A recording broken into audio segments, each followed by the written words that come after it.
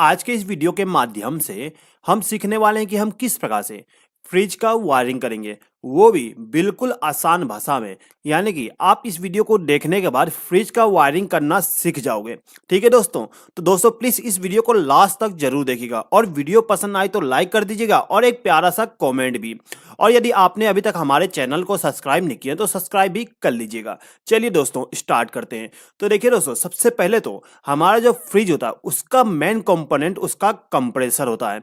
तो यहाँ पे हमारे पास एक कंप्रेसर है। तो दोस्तों ये जो हमारा कंप्रेसर होता है, इस कंप्रेसर में 3 टर्मिनल होते हैं।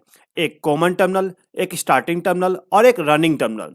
अब ये जो हमारा कंप्रेसर है, इसके अंदर में 2 वाइंडिंग किया जाता है। एक तो कॉमन टर्मिनल से लाके स्टार्टिंग में कनेक्ट कर दिया जाता है, दूसरा कॉमन टर्मिनल से कनेक्ट करके रनिंग पे कनेक्ट कर दिया जाता है। एक होता है हमारा स्टार्टिंग वाइंडिंग और दूसरा होता है रनिंग वाइंडिंग। ठीक है दोस्तों, अब ये जो हमारा कंप्रेसर होता है, इसको स्टार्ट करने के लिए एक रिले की जरूरत पड़ता है। यानी कि इस कंप्रेसर को स्टार्ट करने के लिए स्टार्टिंग में स्टार्टिंग वाइंडिंग और रनिंग वाइंडिंग को शॉर्ट करना पड़ता है, इसीलिए एक रिले का उपयोग किया जाता है। ये जो हमारा रिले है, ये क्या करता है, स्टार्टिंग वाइंडिंग और रनिंग वाइंडिंग को शॉर्ट कर देता है। उसके बाद जैसे ही हमारा कंप्रेसर स्टार्ट हो जाता है तो स्टार्टिंग वाइंडिंग को ओपन कर देगा, यानी कि स्टार्टिंग वाइंडिंग में पावर सप्लाई जाना बंद हो जाएगा और जो हमारा कंप्रेसर होता है वो केवल रनिंग वाइंडिंग पे वर्क करेगा। ठीक है दोस्तों, अब इसके बाद में हमारा जो कंप्रेसर होता है, इसके प्रोटेक्शन के लिए एक डिवाइस यूज किया जाता है जिसको हम बोलते हैं OLP, यानी कि ओवरलोड प्रोटेक्टर। ये जो हमारा ओवरलोड प्रोटेक्टर होता है, ये क्या करता है कि पावर सप्लाई ब्रेक करेगा। कब ब्रेक करेगा? जब हमारा कंप्रेसर गर्म हो जाए। यदि हमारा कंप्रेसर गर्म हो जाता है तो उस कंडीशन में ये OLP ऑपरेट हो जाता है, यानी कि पावर सप्लाई को आगे फ्लो नहीं होने देगा। और जैसे ही कंप्रेसर दोबारा ठंडा हो जाएगा तो दोबारा पावर सप्लाई को आगे फ्लो होने देगा। ठीक है, उसके बाद आपने फ्रिज में ये भी देखे होंगे कि हम फ्रिज के टेम्परेचर को सेट करते हैं, यानी कि एक रोटरी स्विच होता है, उसको घुमा के हम टेम्परेचर सेट करते हैं कि हमें फ्रिज के अंदर कितना टेम्परेचर को रखना है। ठीक है, तो उसके लिए यहाँ पे थर्मोस्टेट का उपयोग किया जाता है। दोस्तों ये जो हमारा थर्मोस्टेट है, इसका काम यह है कि यदि फ्रिज के अंदर टेम्परेचर मेंटेन हो जाता है, यानी कि आप जितना टेम्परेचर फ्रिज के अंदर रखना चाहते हैं उतना मेंटेन हो गया, तो उस समय क्या करेगा, ये थर्मोस्टेट पावर सप्लाई को ब्रेक कर देगा, यानी कि इस थर्मोस्टेट से आगे पावर सप्लाई फ्लो नहीं हो पाएगा। ठीक है दोस्तों, अब यहाँ पे टेम्परेचर सेट करने के लिए यहाँ पे एक नॉब दिया गया होता है जिसको हम रोटेट करके टेम्परेचर को सेट करते हैं। उसके बाद जैसे ही हम फ्रिज के दरवाजा को खोलते हैं तो हम देखते हैं कि एक लाइट ग्लो हो जाती है, यानी कि उसके अंदर एक बल्ब लगा हुआ होता है। अब ये जो हमारा बल्ब है, ये हमेशा ग्लो नहीं करता, ये तब ग्लो करेगा जब हम गेट को ओपन करते हैं, यानी कि एक स्विच लगा होता है। तो यहाँ पे जो स्विच लगा होता है उसको हम बोलते हैं डोर स्विच। यानी कि जैसे ही हम गेट को खोलेंगे तो ये जो डोर स्विच होता है वो ऑपरेट हो जाएगा और ऑपरेट होने के बाद पावर सप्लाई को आगे फ्लो कराएगा और जो हमारा बल्ब है वो ग्लो हो जाएगी। अब ये जितने भी कंपोनेंट है ये हमारे फ्रिज में होते हैं। इसके अलावा एक और प्लग टॉप होता है जिसके द्वारा हम इन सभी इक्विपमेंट को पावर सप्लाई देते हैं।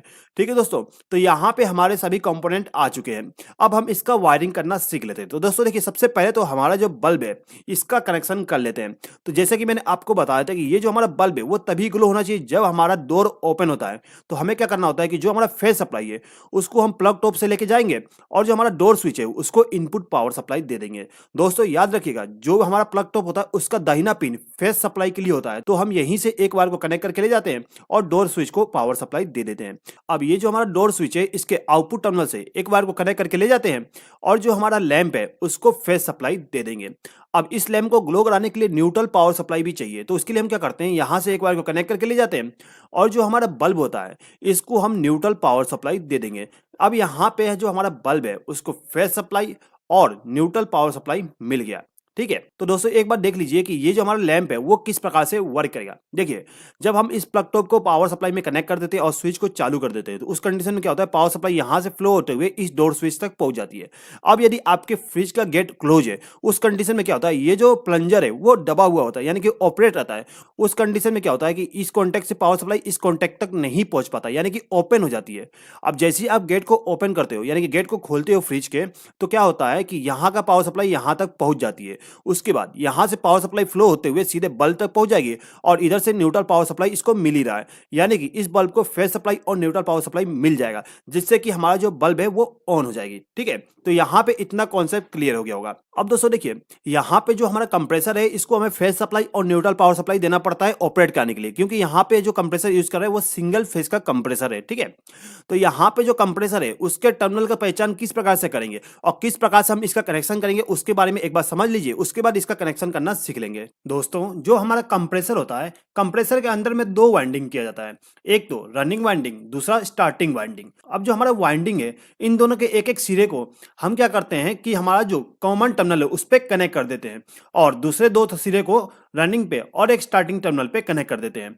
अब दोस्तों देखिए, यहाँ पे आपको मालूम करना है कि कौन सा टर्मिनल हमारा किस लिए, यानी कि कॉमन कौन सा है, स्टार्टिंग कौन सा है, रनिंग कौन सा है। तो उसके लिए आपको मल्टीमीटर का उपयोग करना पड़ेगा। अब जो आपका मल्टीमीटर है उसको रेजिस्टेंस पोजीशन पे सेलेक्ट कर लीजिए और सेलेक्ट करने के बाद आपको क्या करना है, हर एक टर्मिनल पे रेजिस्टेंस को मेजर करना है और उसको नोट डाउन कर लेना है। और जब आप रेजिस्टेंस को मेजर कर लोगे, यानी कि तीनों टर्मिनल पे रेजिस्टेंस को मेजर कर लोगे, तो उसके बाद आप देखोगे कि आपका जो एक रेजिस्टेंस है वो कम आया और दूसरा रेजिस्टेंस उससे थोड़ा ज्यादा आया और तीसरा रेजिस्टेंस उन दोनों के टोटल में आया। ठीक है, यानी कि जो हमारा रनिंग वाइंडिंग होता है उसमें वाइंडिंग थोड़ा कम किया जाता है, यानी कि जो हमारा रनिंग वाइंडिंग होगा उसका रेजिस्टेंस सबसे कम आएगा। जिसका रेजिस्टेंस सबसे कम आया वो हमारा रनिंग वाइंडिंग हो जाएगा। ठीक है, उसके बाद जो हमारा स्टार्टिंग वाइंडिंग होता है उसका रेजिस्टेंस रनिंग वाइंडिंग से थोड़ा सा ज्यादा आएगा। जैसे कि आप यहाँ पे देख सकते हो, जो हमारा रनिंग वाइंडिंग है इसका 2 ओम रेजिस्टेंस आया है। दोस्तों यहाँ पे आपको एग्जांपल के लिए 2 ओम दिखाया गया है, लेकिन एक्चुअल में आपको 13, 14, 15 ओम के लगभग में आ जाएगा। डिपेंड करता है कि आपका कंप्रेसर कौन सा है। ठीक है, तो यहाँ पे मान लेते हैं कि जो हमारा रनिंग वाइंडिंग है उसका रेजिस्टेंस 2 ओम आ रहा है और जो स्टार्टिंग वाइंडिंग है उसका रेजिस्टेंस 3 ओम आ रहा है। अब जब आप इन दोनों टर्मिनल पे मेजर करोगे रेजिस्टेंस को, यहाँ पे और यहाँ पे, तो आपको इन दोनों का टोटल मिलेगा, यानी कि 5 ओम रेजिस्टेंस मिल जाएगा। ठीक है दोस्तों, तो कुछ इस प्रकार से आप मल्टीमीटर का उपयोग करके टर्मिनल को पता कर सकते हो। अब यदि दोस्तों आपके पास में मल्टीमीटर नहीं है तो उस कंडीशन में आप क्या कर सकते हो, टर्मिनल को देख के पता कर सकते हो कि कौन सा टर्मिनल आपका कॉमन है, कौन सा स्टार्टिंग, कौन सा रनिंग। तो दोस्तों देखिए, जो हमारा कॉमन टर्मिनल होता है वो अलग ही होता है, यानी कि वो एक लाइन में नहीं होगा, वो बीच सेंटर में कहीं भी होगा। ठीक है, यदि वो सेंटर में है तो वो हमारा कॉमन टर्मिनल हो जाएगा। सी से सेंटर होता है, यानी कि वो हमारा हो जाएगा कॉमन टर्मिनल। ठीक है, अब जो हमारा रनिंग टर्मिनल है, यानी कि राइट हैंड साइड में होगा। ठीक है, ये हमारा राइट हैंड साइड है तो ये हो गया हमारा रनिंग टर्मिनल।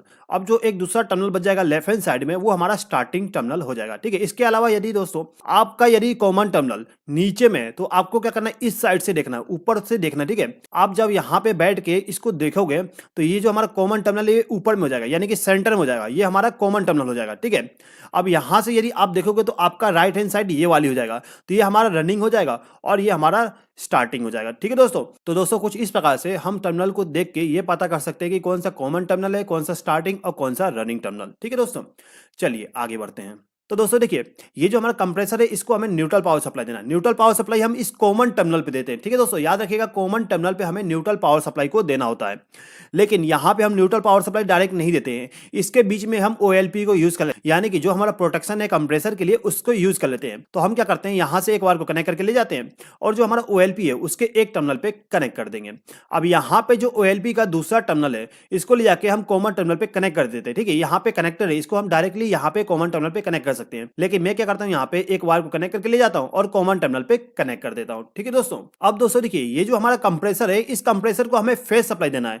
तो फेज सप्लाई देने के लिए हम क्या करते हैं, हमारे जो प्लग टॉप है इसके आउटपुट टर्मिनल से हम क्या करते हैं, एक वायर को कनेक्ट करके ले जाते हैं और जो हमारा थर्मोस्टेट है उसके एक टर्मिनल पे कनेक्ट कर देंगे। दोस्तों यहाँ पर कनेक्शन मैंने आपको बीच में से करके दिखाया हूं, लेकिन हम क्या करते हैं, यहाँ से एक वायर को लूप करके इस थर्मोस्टेट को पावर सप्लाई दे देते हैं। ठीक है, अब ये जो हमारा थर्मोस्टेट है इसके आउटपुट टर्मिनल से जो पावर सप्लाई जाएगी वो इस रिले में चली जाएगी, लेकिन इस रिले में 3 टर्मिनल है, तो यहाँ पे हम कनेक्शन कहाँ पे करें। तो दोस्तों देखिए, ये जो हमारा रिले होता है इसमें टर्मिनल का नाम लिखा होता है, जैसे कि एक पे लिखा होगा कॉमन टर्मिनल, एक पे स्टार्टिंग और एक पे रनिंग। ठीक है, तो जो हमारा रिले है उसका जो डम्मी टर्मिनल है उसमें हम पावर सप्लाई थर्मोस्टेट के द्वारा देते हैं। तो यहाँ से एक बार कनेक्ट करके हम थर्मोस्टेट के डम्मी टर्मिनल पे कनेक्ट कर देंगे। ठीक है, अब मान लेते हैं कि ये जो टर्मिनल है ये हमारा स्टार्टिंग के लिए, तो हम क्या करेंगे, यहीं से एक बार को कनेक्ट करेंगे और स्टार्टिंग वाले टर्मिनल के साथ कनेक्ट कर देंगे। उसके बाद ये जो हमारा रनिंग वाली टर्मिनल है इसमें से एक बार को कनेक्ट करके ले जाएंगे और रनिंग वाले टर्मिनल पे कनेक्ट कर देंगे। ठीक है दोस्तों, अब दोस्तों देखिए, ये जो हमारा प्लग टॉप है इस प्लग टॉप में एक मोटा वाला पिन है, इस पिन से हम क्या करते हैं, एक बार को कनेक्ट करके ले जाते हैं और इसको ले जाके हमारा जो कंप्रेसर है इसके बॉडी के साथ कनेक्ट कर देंगे। जिससे बेनिफिट ये होता है कि यदि हमारे कंप्रेसर के बॉडी में किसी प्रकार का पावर सप्लाई आ जाता है तो उस कंडीशन में इस वायर से पावर सप्लाई फ्लो होते हुए सीधे ग्राउंड हो जाएगा। ठीक है दोस्तों, तो दोस्तों कुछ इस प्रकार से हमारा जो फ्रिज होता है उसका वायरिंग करते हैं। तो चलिए दोस्तों एक बार समझ लीजिए कि जो हमारा फ्रिज होता है वो किस प्रकार से वर्क करेगा। तो दोस्तों देखिए यहाँ पे जो हमारा लैंप का सर्किट है इसको मैंने आपको ऑलरेडी एक्सप्लेन कर दिया हूँ, तो इसको हम यहाँ पे स्किप कर देते हैं। अब देखिए ये जो हमारा प्लग टॉप है, यदि मैं इसको सॉकेट के साथ कनेक्ट करता हूँ और स्विच को ऑन कर देता हूँ तो सबसे पहले जो पावर सप्लाई होगा वो यहाँ से फ्लो होते हुए सीधे थर्मोस्टेट तक पहुंच जाएगी। अब यदि हमारे फ्रिज के अंदर में टेम्परेचर ज़्यादा है, यानी कि जितना टेम्परेचर हम थर्मोस्टेट में सेट करके रखेंगे उससे यदि टेम्परेचर ज़्यादा है तो उस कंडीशन में क्या करेगा, हमारा जो थर्मोस्टेट है ये क्या करेगा, पावर सप्लाई को आगे फ्लो होने देगा, यानी कि यहाँ का पावर सप्लाई यहाँ तक पहुँच जाएगी। अब यहाँ से पावर सप्लाई फ्लो होते हुए सीधे रिले में पहुँच जाती है। अब ये जो हमारा रिले होता है वो स्टार्टिंग में दोनों टर्मिनल यानी कि स्टार्टिंग टर्मिनल और रनिंग टर्मिनल दोनों पे पावर सप्लाई देगा। अब यदि इन दोनों टर्मिनल पे पावर सप्लाई मिलता है तो यहाँ से पावर सप्लाई फ्लो होते हुए स्टार्टिंग में और रनिंग वाइंडिंग के टर्मिनल पे पहुंच जाएगी, यानी कि कंप्रेसर के स्टार्टिंग और रनिंग टर्मिनल पे पावर सप्लाई पहुंच जाती है, जिससे कि हमारा जो कंप्रेसर है वो स्टार्ट हो जाएगा। अब जैसे ही हमारा कंप्रेसर स्टार्ट होता है तो ये जो हमारा रिले होता है इसके अंदर एक प्लंजर होता है, वो क्या करता है कि ये जो हमारा स्टार्टिंग टर्मिनल है इससे पावर सप्लाई को ब्रेक कर देगा, यानी कि कंप्रेसर के स्टार्ट होने के बाद पावर सप्लाई केवल रनिंग वाले टर्मिनल पे मिलेगा, यानी कि यहाँ का पावर सप्लाई केवल यहाँ पे फ्लो होगा, यहाँ पे फ्लो नहीं हो पाएगा। तो उस कंडीशन में क्या होता है, जो हमारा कंप्रेसर है वो केवल रनिंग वाइंडिंग के द्वारा वर्क करेगा। ठीक है दोस्तों। अब दोस्तों देखिए जो हमारा कंप्रेसर है वो स्टार्ट हो गया, अब ये क्या करेगा, कूलिंग करेगा। अब जैसे जैसे कूलिंग कम होती जाएगी, यानी कि हमारा जो फ्रिज है उसका कूलिंग कम होती जाएगी, तो ये जो हमारा थर्मोस्टेट है यदि इसमें जितना हम टेम्परेचर सेट करके रखें इतना टेम्परेचर पहुंचने के बाद ये जो हमारा थर्मोस्टेट है ये क्या करता है, पावर सप्लाई को ब्रेक कर देता है, यानी कि यहाँ का पावर सप्लाई यहाँ पे पहुंच नहीं पाएगा। तो जिससे क्या होगा, ये जो हमारा कंप्रेसर है इसको फेस सप्लाई नहीं मिल पाएगी। अब ये जो हमारा कंप्रेसर है यदि इसको फेस सप्लाई नहीं मिलता तो ये बंद हो जाती है। ठीक है दोस्तों। अब जब हमारा फ्रिज के टेम्परेचर दोबारा बढ़ जाता है, यानी कि जितना हम टेम्परेचर सेट किए उससे ज्यादा हो जाएगा, तो दोबारा ये एनसी कॉन्टैक्ट बन जाएगी, जिससे क्या होगा, हमारा जो कंप्रेसर है वो दोबारा स्टार्ट हो जाएगी। ठीक है दोस्तों। अब दोस्तों देखिए ये जो हमारा कंप्रेसर है यदि ये चलते चलते गर्म हो जाता है तो उस कंडीशन में ये जो OLP ये ऑपरेट हो जाएगा, और ये जो OLP ये क्या करता है, न्यूट्रल पावर सप्लाई को ब्रेक कर देगा। अब जैसे ही न्यूट्रल पावर सप्लाई ब्रेक होता है तो हमारे जो कंप्रेसर है इसको न्यूट्रल पावर सप्लाई नहीं मिल पाएगा, जिससे कि कंप्रेसर बंद हो जाती है। अब जैसे ही कंप्रेसर दोबारा ठंडा हो जाता है तो उस कंडीशन में ये OLP नॉर्मल हो जाता है, यानी कि न्यूट्रल पावर सप्लाई को आउटपुट में जनरेट करने लगता है, तो हमारा जो कंप्रेसर है ये दोबारा ऑन हो जाएगी। ठीक है दोस्तों। तो दोस्तों मैं यहाँ पे उम्मीद करता हूँ कि यहाँ पे आप समझ गए होंगे कि किस प्रकार से हम फ्रिज का वायरिंग करते हैं और जो हमारा फ्रिज होता है किस प्रकार से वर्क करता है। दोस्तों यदि आपको ये वीडियो पसंद आया हो तो प्लीज इस वीडियो पे लाइक, शेयर और कमेंट भी कर दीजिएगा, और यदि आपने अभी तक हमारे चैनल को सब्सक्राइब नहीं किया तो सब्सक्राइब भी कर लीजिएगा। इस वीडियो को देखने के लिए धन्यवाद।